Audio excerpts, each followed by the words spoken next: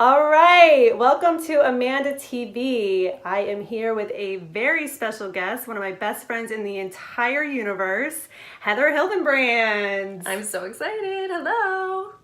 This is really cool, guys, because Heather is not only my best friend, but she also lives in the same city that I do, so we were able to do this interview in person. How cool is that? So cool. Oh my gosh. Look, I'm touching Heather Hildenbrand. All the Heather Hildenbrand fans are jealous. And we're sitting on like a really comfy, cozy mattress and drinking. Yes. Like this doesn't even feel like our work. I know. It's pretty cool. Yes, we are technically filming in bed. What? Oh my god, this is gonna get so many more views now. You're gonna put that as a hashtag? Oh yeah, hashtag two authors in bed. Oh shit. Yeah, two romance authors in bed. We're about to go viral. Oh my gosh. I'm ready. Look out, guys. They are gonna be disappointed once they watch it. I know, they're gonna be like, she has a scarf on. Like, what is this? And nothing else. No, I'm just kidding. I know, we have socks on too, guys. It's getting hot in here. Yeah, that's pretty sexy. It's winter, guys. That's what you leave on. That's right. Maybe it's just me. No, it's not just you. All right, but we are drinking tea in the traditional Amanda TV fashion. So, Heather, why don't you tell us what you're drinking? I am drinking Amanda's tea, actually. I'm drinking Rooibos tea. Rooibos. I knew you were going to do that. Rooibos. It feels very fancy to say it. It does. It tastes fancy. It's a to fancy drink. sound in your mouth, I think. Yeah. You know what? To me, it's kind of like, what is that, like, gum? What is that ballpark? What is the Ballpark baseball? is hot dogs. What is the, what are we talking what is the about? baseball gum? You know, the big, like... Do it again. Nope. Not doing it. I didn't know there was baseball gum. Oh, like, What is it called? Anyway. I can't remember. We don't know what it's called. I think I know what you're talking about. Anyway, that's how it feels in my mouth. Like a big wad of gum. I'm sorry. Rooibos. This just feels dirty now that you know. said two authors in bed. Okay. I am loving this episode of Amanda TV, by the way. All right, so we have our mugs. What does your mug say? It says, Mrs. Always Right. And that is true, you guys. Anytime I need answers about anything, I call this one right here. Yeah. Yes. Yeah. And mine says, dog person will beg for coffee. It should now currently say, will beg for decaf coffee. Or you need to cross that out and just write tea in like Will a beg for Sharpie. tea. Yeah. Yeah. I mean, I know you drink coffee, but tea is your jam. Tea is my jam. I know. And we got this, I mean, Rooibos is awesome, guys. If you haven't checked it out, it's Rooibus, I think. Or BOS? BOS. That's right. Thank you. Must Not be the Rooibos. 2 O's in a row that make it fancy. Yes. It's a lot of O's in Rooibos. But anyway, we're going to move on. Sure. I just like it when you say it. Like, you can just keep saying that, and that's the whole interview. It's fine. Oh my gosh. All right, so Heather. Heather is an author, in case you guys didn't know that already. Kind of. So, and she is amazing, by the way. And I mean, she has written a ton of books. I don't even know how you do it all. I don't actually know how many books I've written. I thought you were going to ask me that, and I was like, don't ask. I don't know. That's so cool when you get to the point where you don't even remember how many novels you actually have. Like, I know a lot of indies who, like, I don't want to mislead you. It's like 30. I mean, but I know a lot of friends who've written like 50 or 100, or like, then there's Nora Roberts who's written 1 million. So I just don't want to mislead people. Is that where we're at? I'm bad at math. It's not that I've written so many, it's that I don't like to count. All right, Heather's bad at math. I'm bad at spelling names of tea. So there we are. You know all of our flaws All now. of our flaws on the table. All right, so why don't you tell us a little bit about yourself? So I write books. I love coffee more than tea. Sorry. But I have this weird thing where like I only drink coffee in the morning and I only drink tea in the afternoon or the evening. I usually drink tea right before bed. It's like a calming thing. Yeah, and I have 2 teenagers, and what else? I like riding motorcycles. We do a lot of that. I love the beach, but I also love the mountains, and I'm really torn because now I've started to also love the desert ever since we visited Chelsea last year. So I'm just not sure where I should be. I mean, is there a place where all of those exist together? There probably is, and I sound stupid right now, right? Like, I don't know. I would say it's somewhere the in California. southern coast of California or something, right? So I don't want to live in California. It's expensive, but like maybe like Mexico, right? Yes. Everyone on listening to this is like, oh yeah, here's like 10 places, idiot. Yes. Those are the places I'm going to live next. Yeah, so that's, I don't know, is that me? Is that everything? That's a little bit about you. Okay. I know a lot more than that. Okay, well, we won't tell And if that. you hang out with Heather Hildenbrand, you'll get to know more about her too. And we're going to get to know a little more about you right now. Okay. So, all right, so what kind of books do you write?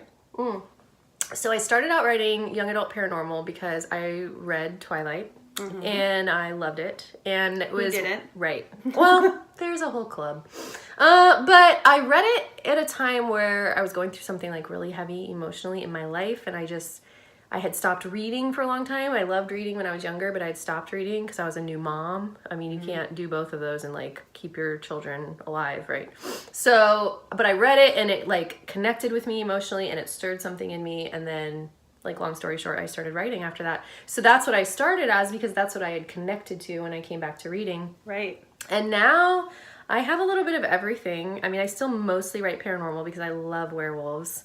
I just think wolves are just like, I don't know, they're all the things. They're like badass, but they're really family oriented and they have a really strong bond with their mate, and I don't know, they're like super like hunters and protectors and just like, it's really cool. Wow. I really I love wolves now. Yeah, see? So, and they're warm. And I hate being cold. And that's what, in Twilight, that's what it came down to for me. I was Team Edward until I realized with Jacob I could be warm all the time. And I was like, oh, this Yeah, because is vampires are cold. such a hard choice based on that alone. Well, I'm still on the actually, fence. It makes sense. Yeah. It makes sense. It's when you're cold all the time, you know, right? You're cold all the time. Mm-hmm. It becomes a priority to know you could be warm. Yes. So they're still my favorite. But then I have a bunch of other, I wrote some contemporary romance, like some Nora Roberts-esque, like country small town romance, because that's my favorite thing. Amazing. Other favorite thing to read. Yeah, and I have like a little bit of sci-fi and yeah, all over the place. But it's all romance. It's all, I sum it up with witches, werewolves, and WTF. That is what I write. Yes, and that explains it all. Yeah. And it's all good. Thank you. Yes. All right. So, okay. So if one of, because you've written like 30 books, if one of them were going to be greenlit for film or TV, which one of those would you want to, you know, be put on, you know, TV or film? Okay. And then who would you cast as the main character or characters? Okay. So I actually have an answer because a couple years ago, one of my series, Imitation, got optioned for, for TV. So that doesn't mean it happened because an option, it's like, oh, I had to do a crash course in how Hollywood works. So an option does not mean that it happened, but it means somebody decided to put it in their pocket in case they wanted it to happen. It could happen. It could happen, which is still an important first step, and it was really, really exciting. So yeah, like Warner Brothers had a hand in it, and it's still being like kind of shopped for a team and stuff. So that could happen. It could be a TV. But I like figured out, what do I want, a movie or a TV? I think I would want a TV show just because I love TV more than movies because you can develop characters and storyline over a longer period of time. Yes. And you can get more attached to them. So for that reason, I would want a TV show. And I tried at the time even to start this like Twitter trending campaign. I tweeted Matt Lanter. I don't know if you know who he is, but he was in like the new 90210 that they made. He was in another CW show called Star-Crossed. It was like a Romeo and Juliet, like, but with aliens. I probably know him by face, but not by name. Yeah, so look up Matt Lanter. So I was on a Matt Lanter kick, and I mean, like, it's not a kick, like, I'm committed, okay? I still think he would play a good leading man for that. And so I tweeted him, like, do you know how to ride a motorcycle? Because in my book, the main character rides it. And so I'm like, this is the only possible deal breaker. We need to find out. So I was like tweeting, asking him if he didn't respond. I'm sure he's just busy and he'll get back to me soon, whatever. But that's who I would pick for my male, like my leading male. And then Good choice. the girl, I haven't settled on, but I was thinking, did you ever watch, Gossip Girl? Did you ever watch that show? I watched a few episodes of it. Okay, so the girl, the one she's blonde, long blonde hair, and she played like the sister to Lonely Boy. She was like a side character. I think her name is Taylor Momsen. Is that the right person I'm thinking of? I have to see her. Okay. Well, anyway, that's who I picked for my leading chick. Mm-hmm. She has like she's like pale blonde hair. You know, I don't know. When you see the cover, you'll know what she's talking about. Yeah, you just look You'll up the be able cover. to match it up. And then you guys tell me who you think, Yeah. and I'll get them for you. There you go. Whatever. And so if they want to get on board with you, should they be tweeting about this? Oh, totally. Tweet Matt Lanter and just tag me, and I'm sure he'll appreciate you. Yeah. Yes. Eventually he'll start paying attention. Seriously. Because we want this on TV. Yeah. So it could still happen, but like I'm sure I would have no say. But I was like, oh, I'm on a campaign, so that was fun. Yeah. Those are great answers. Yeah. But I've never really thought it through for my other books because it's, when it was like happening. So I was like daydreaming, of course.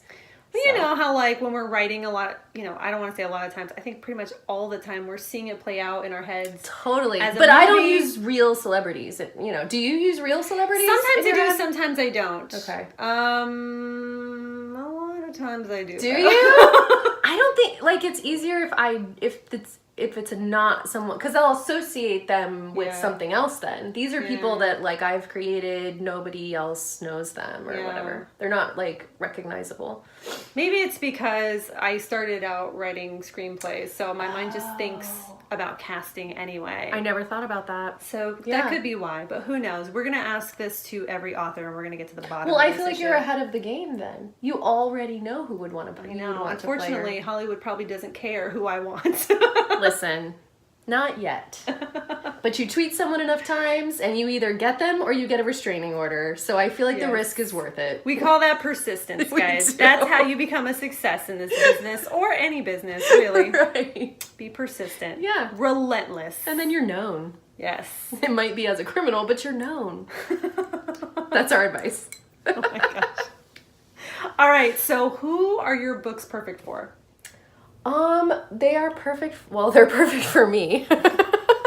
But because, like, not even kidding, I wrote them for somebody like me who read Twilight, connected emotionally, and then used that as a gateway to get into reading or back into reading, which Twilight did for millions of women. Millions of women. And then my books have progressed, like, since I started publishing in 2011. I feel like my characters are a little older now. I'm writing more adult characters. And I think it's because I grew older since that time that I read Twilight. And then, like, my readers have grown older. So if my readers read it at the same time I did, so now it's been, like, 8 or 9 years, almost 10 years. And so they're needing to evolve too. So my characters are, like, growing with that readership, I feel like. And so that's who I think it would be perfect for. And then, so if someone wants to pick up a Heather Hildenbrand book, where should they start? Like, which book? Yeah, which book? So if you like paranormal and urban fantasy, you should start with Dirty Blood, because that is book 1 that came out. That was the first, like, series book that I released, my paranormal that I released when I, first started writing. And it's a 5-book series, and it's about werewolves, and then from there, there's a spin-off series now that features some of those characters, and they got their own series. So and that's a 6-book series. So, like, you get the full experience in the order it happened if you start with Dirty Blood and then do, like, all the, the arc that way. So I would say start there. Awesome. And then I got your ass for 11 books. That's right. Actually, it's more like 30 books, right? Well, yes, but, in that series. At least. Yeah. So 11 books. This whole strategy. I got your ass. Oh, I love it. I love it. One day, I want to be just like you. Oh, man. I'm not even kidding, guys. So exciting. All right, so where can everyone find you if they want to hang out with Heather Hildenbrand? So I hang out on Facebook even when I should be writing, so that's true. Catch me there. I have a reader group on Facebook. It's called Heather Hildenbrand's Shade Squad. It started with my last series that one of my reviewers / readers / we hang out on Facebook all the time. He's like, all your characters are shady. I don't know who to trust. And it made me realize that's kind of how I write a lot of my books. Like, you think and then there's a twist, and so you can't trust anyone. So we call ourselves the Shade Squad now. And I am like the queen of shade and everyone has titles and it's really funny. So that's what we call ourselves. And so that's where I hang out. You can find me there. And I'm on Instagram, Heather Hildenbrand or Heather Hildenbrand author. I don't know. We'll link it below. Sure. All of those will be right down below this video. And most importantly, you can find my books. Yes. On Amazon. Go check those out. Yes. Yeah. Heather Hildenbrand. All right. Well, I think that's it for another episode of Amanda TV. Heather, thank you so much for being on the show. So exciting. And thank you guys for hanging out with us today. We'll see you next time on Amanda TV.